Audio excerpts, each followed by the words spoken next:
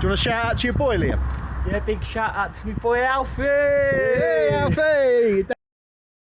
Hello guys, good morning, Groundwork Berserk here. This is part 3 of our 3-part paving video. We've got more parts than bloody Star Wars. If you're here to learn paving, this is the final part. Look at this weather today in Brighton, look. We'll take that on a cold March morning. Yeah, we're cracking on, let me show you. So, we're doing cutting in today, so how are you feeling today, Liam? I'm alright, I'm good. Yeah, I'm aching, I'll be honest, mate. I'm getting too old for this, really. Yeah, so we're going to just carry on cutting in. I'm going to show you a method for cutting these in later in one cut, rather than taking them all out individually, which you do have to do sometimes, but we'll cut that in about 5-10 minutes and it'll be done and dusted. As soon as we get a few more blocks. This is just how many blocks we're short, so not too bad. Better than having a pallet left over.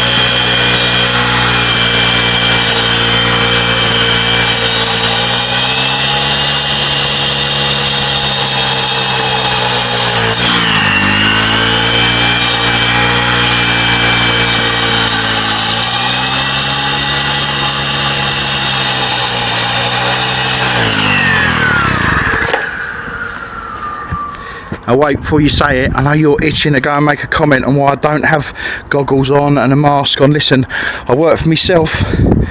There's no one to answer for. If I get hurt or if I get silicosis, that's on me, alright? I've worked this way for 30 years. It's very difficult for me to go and put a mask on. But I do have to tell you, wear a mask, wear eye protection, you know what I mean? Safety squints, it ain't the one. And just be careful with your health. All right, that's the official warning. But listen, no, I'll tell you what. I'll have your comment. I'll have a shitty comment telling me about what I should and shouldn't be doing. It's fine. It's fine. All right, guys. Let's do some cutting in. So look, we've got this black band all the way up here that's going to go in. What we do now is we take the black band out and we do something called an overlay cut. So now I'm going to take them out and I'm going to overlay all the reds past where the cut is. Then what I'll do is I'll mark the cut along the whole lot of them in situ, pull out all the cuts and then put the black blocks back. Watch.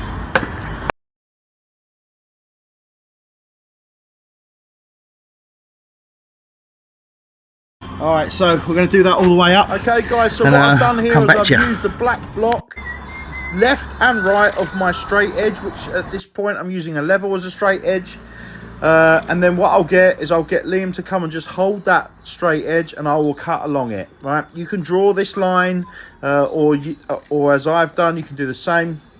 And then basically, in short, once you've cut through, you mark it out all the way along, then come back and cut right through to the sand beneath.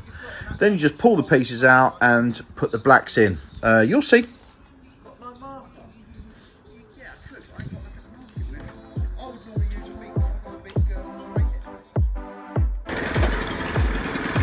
Got it? Yeah.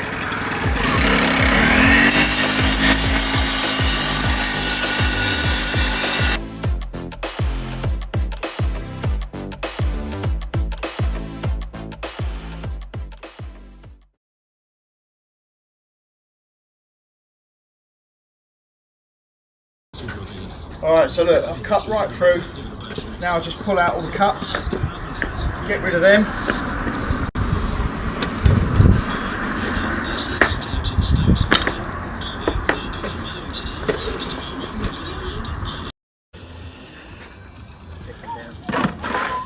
Right, so you saw my way of how I laid these on my dry bed with a slurry.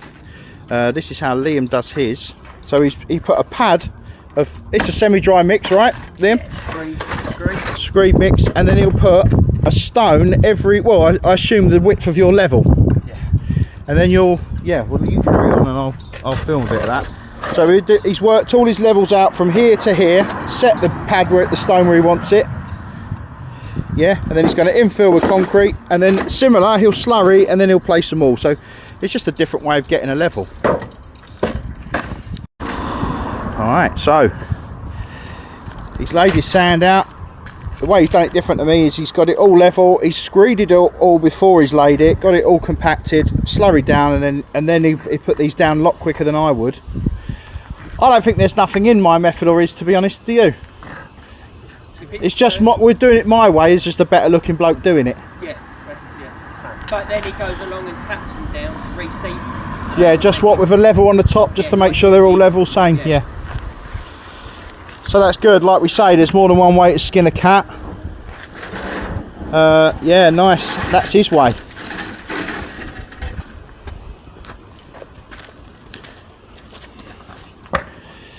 So now we've got to put a channel, an ACO. It's not an ACO, I keep calling it an ACO, but that's a brand name. It's a linear drain, is what it's actually called.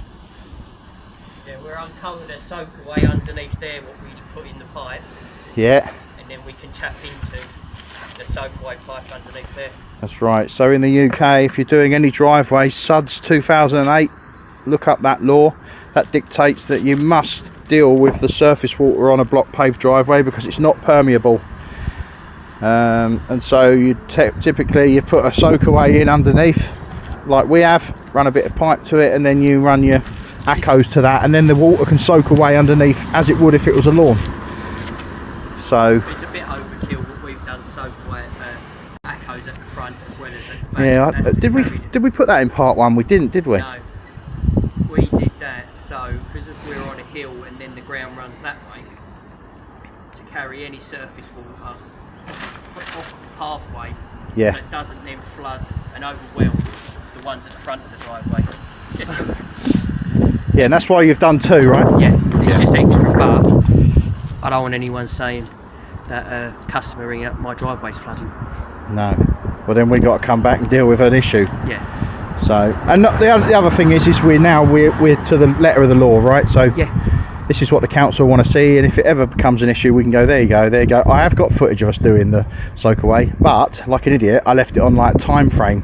So we've got you digging it, and then we've got you putting it in, and then we've got it done and covered up. So yeah, I'm gonna get a new cameraman. Yeah, I don't blame you.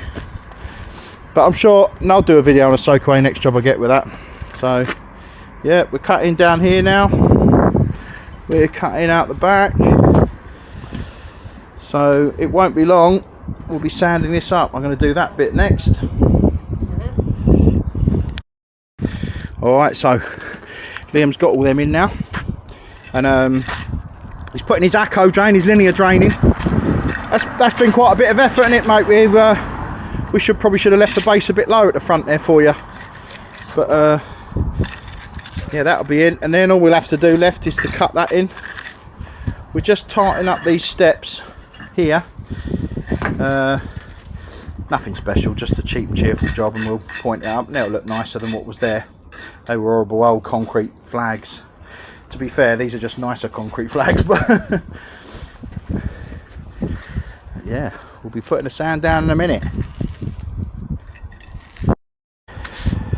Alright, so once you're all cut in, you've got everything cut in, you need to use a kiln dried sand. I don't know if they have that in America, but I assume they do.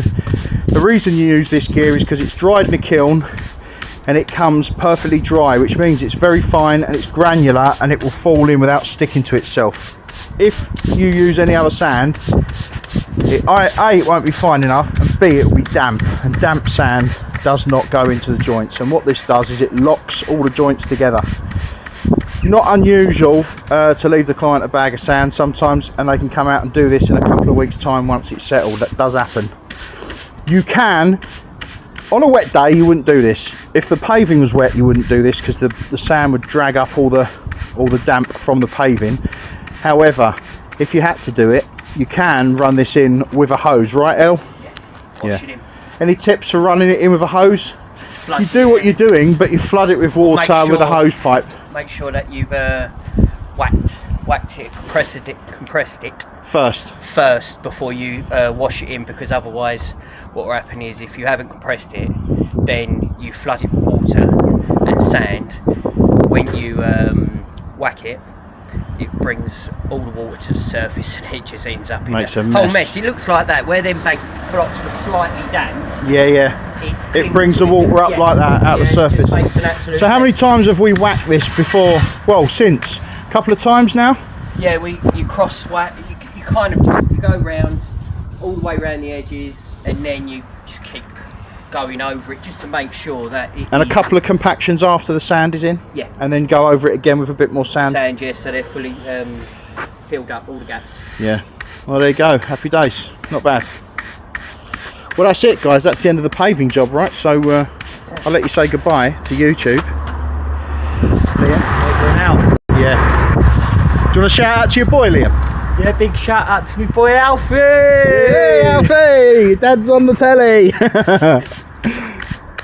I've got to say this, Liam, we call him Super Pave. He is a grafter. He knows what he's doing. He's got skills. He's one of the best pavers I've seen for a long, long time. He is the top man. So, you know, we had to give his boy a shout. Shout out to Alfie. And, yeah, Super Pave. Go on, Liam. So that's it. If you like our video, you know, give it a like. We don't really care if you do or don't. But listen, from me, Groundwork Berserk, Super Pave and EA Diggers Ellis, we hope you enjoyed. Thanks for watching.